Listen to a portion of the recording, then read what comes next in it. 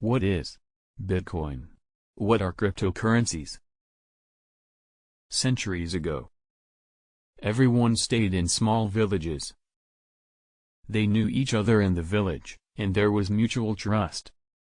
Based on this trust, goods were exchanged in a barter system. With time, the population increased. Cities formed. Traveling increased. There was a need to transact with people who they never met before. The mutual trust was missing. It became the beginning of placing trust in an institution instead of on individuals.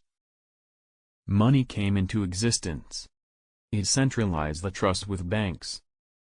But with centralized systems, if the central authority makes a mistake, people lose trust in the system.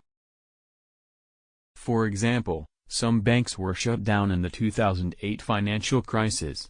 Many people lost their money.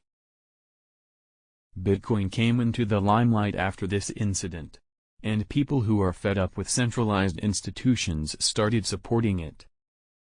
The rise of Bitcoin means the rise of blockchain, because cryptocurrency is one application of blockchain. So here is a fundamental point. Blockchain decentralizes trust. Blockchain is a digital ledger, record, for transactions, memo. These transactions can involve data, money, goods, etc. The consensus of multiple users verifies transaction on blockchain's decentralized network.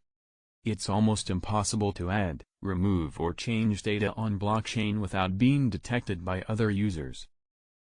Please smash that like button in order to help YouTube algorithm. Do subscribe to Anonymity Crypto. Thank you and take care of your money.